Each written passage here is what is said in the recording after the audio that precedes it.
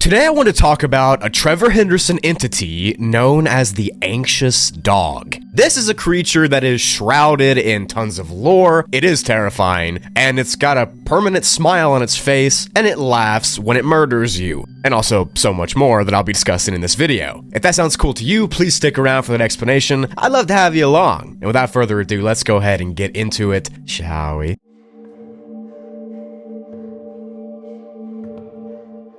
Anxious dogs are actually an entire species of entity created by the old Mr. Trevor Henderson for his podcast series that's called Mayfair Watchers Society. Now, I haven't had the time to listen to that podcast yet, but if it talks about things like this anxious dog stuff, maybe I should. Anyways, anxious dogs are large, grotesque, four-legged beasts with pale white skin. Literally, the skin is translucent almost. And for the most part, these creatures are completely hairless, and they don't even seem to have proper outer levels of skin that other creatures do. Like, they don't even have the epidermis. The only parts of the skin and body structure they have are the tendons and muscle tissues and stuff like that. Each instance of an anxious dog is about 1.5 meters tall at the shoulder and about 2.5 meters tall total. So that's about 8 foot for those of you that are American, and that's pretty tall. However, these creatures are very ungainly, they're very skinny, and they look extremely uncanny when walking around. Each anxious dog has 3 to 4 long fingers at the end of its leg. These are very bony, and they make this tip-tap sound when they walk around. The entirety of their bodies are extremely emaciated, like they haven't ever eaten, and they're just a few inches wide at their thickest parts. Their shoulders and spine pretty much stick through their flesh, and it looks like it's about to poke right out. They also have no tails, which almost gives them kind of a humanoid appearance rather than a dog, and that just makes it even more scary to me. It's like this giant, emaciated, skinny, wendigo-looking thing walking around on 4 legs. It's a terrifying sight. The heads of the dogs are oval-shaped, and their most notable feature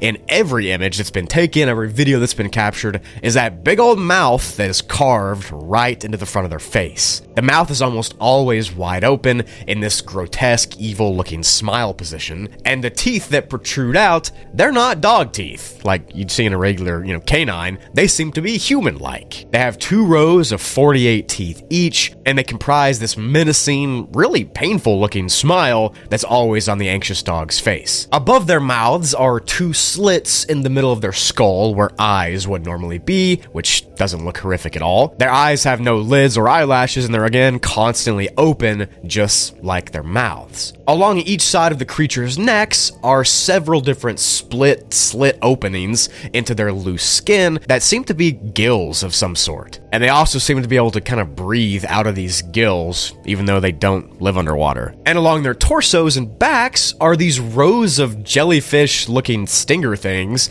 that protrude directly off of them. These growths, whatever you want to call them, they're actually an important part of how the dogs hunt and how they sting their unsuspecting prey, but I'll talk about that more later when I get into their behavior. Just know that touching these stingers is extremely painful, and you should never do it. As far as what's inside of an anxious dog, they don't actually have much. Like I said, they're just a few inches thick, there's no blood vessels or blood, and most people believe they don't even have organs. Instead, the insides seem to be some kind of unknown organic matter that's been described as feeling like slimy cauliflower, which that's disgusting. And on top of that, the bones of the anxious dog don't seem to be actual bone like a regular animal or human. They're more akin to a rubbery cartilage material. Those descriptions were obtained after killing an instance of an anxious dog and having an autopsy done on the body, but saying something is like slimy cauliflower, describing its insides, that's pretty gross and really nasty, actually. Now, that description I just gave you, this really ungainly, strange, constricted-looking, painfully cut open, human-looking dog, that's what they normally look like in their full form. They also appear in a different form, which I'll talk about more in the behavior section, but what that seems to be is they try to mimic the behavior and appearance of a regular household dog. typically an Italian greyhound in most scenarios, and they'll attempt to look like these dogs to lure humans and other unsuspecting prey towards them, and then they'll reveal their true form in a grotesque fashion. It's unknown how or why they do this, but it's nonetheless a horrific thing. But that's what these things look like. Now I want to tell you how they act and the behaviors that they kind of show when they hunt,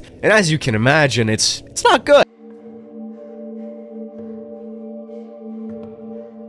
These creatures possess an extremely high level of intelligence, and they're very hostile to anything that they come across. They're known to be very tough, very fast, very stealthy. Despite being skinny and slimy, they are very strong. And most of all, they're very territorial. You see, anxious dogs, they don't live in the wilderness or anything like that, like other animals would. These seem to be solely attracted to urbanized areas, like cities or suburbs, where they can hunt household pets, small rodents, like possums and raccoons and stuff, and even unsuspecting children. The behavior of the anxious dogs have been described as being overall erratic. Sometimes they'll attack anything that gets in their territory, sometimes they'll be too scared to approach whatever it is, and this behavior is where their nickname comes from, the anxious dog, because they act like an anxious creature. Another reason they get called the anxious dog is because when they walk around on those bony little finger things of theirs, they click on the ground, like when an anxious person taps their finger or their leg or whatever. Most interactions and encounters with an instance of this creature, they go unnoticed because of how stealthy and how slinky these things are. They can hide very easily,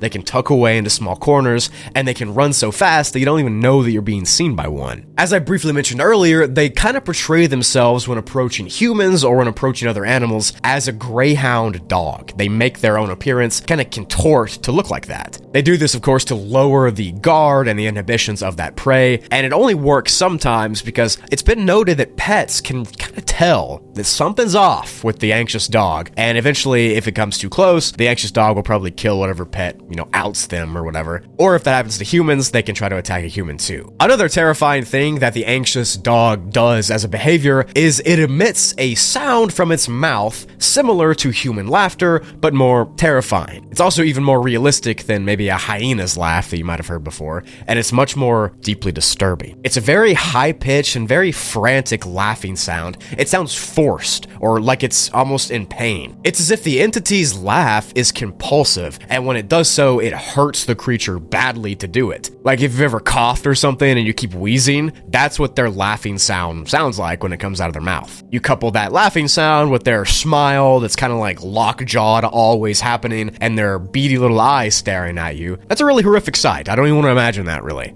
Since they're large, they're almost 8 foot tall, they can overpower small creatures, and that's mainly what they hunt, as their behavioral patterns show. They're fast, they're stealthy, they go for household cats and small dogs. Usually they do not hunt humans because they are very skinny and humans can kind of overpower them, especially full-grown ones. But raccoons and possums and those kind of things, hamsters and gerbils and whatnot, those usually get clawed and grabbed by the anxious dog, and they can use their stingers as a natural defense to incapacitate whatever they're hunting. If they decide to hunt a bigger animal or a bigger person, they can indeed use those kind of sea anemone jellyfish stingers that come off their back to sting and to incapacitate whatever creature it is. This is really the only way they can hunt bigger things because they're not strong enough to overpower them. But keep in mind, usually, the dogs do not hunt or try to waste energy on full-grown humans because they can be overpowered. The best way to defend yourself, or any of your pets against an instance of the anxious dog is to use lethal force. You know what I mean. Or you can use blunt force like a bat or a hammer that might cause these things to run away. Whatever the case is, you need to use any force necessary because you can see what they look like. These things should not be allowed to live anywhere near you at all. So just get rid of them however you feel is necessary. They're very invasive, there's tons of them, and they're like vermin. They kind of take over areas. So if you want to protect your animals and your little pets, make sure you do so smartly and wisely so they don't become a victim of this horrifying creature. That's it for the video. Hopefully you did enjoy, and if you watched all the way to the end, I really appreciate it. Leave a like if you actually enjoyed and liked the video. That way I know to do more like this, and that way YouTube knows as well to send these content videos out. That way I can get out to more people. If you do want more content from me in the meantime till my next upload, go check out Spoogly. That's my other channel where I do documentaries. Go check out my Instagram. I'm doing kind of like Instagram Reels over there about traveling and stuff. It's pretty cool. And of course, you can just turn your notifications on here if you want to be notified whenever I upload a video on the Broogly channel. With all that said, thanks so much for everything. I love and appreciate appreciate each and every one of you. Thank you for everything. I will see you whenever I see you next.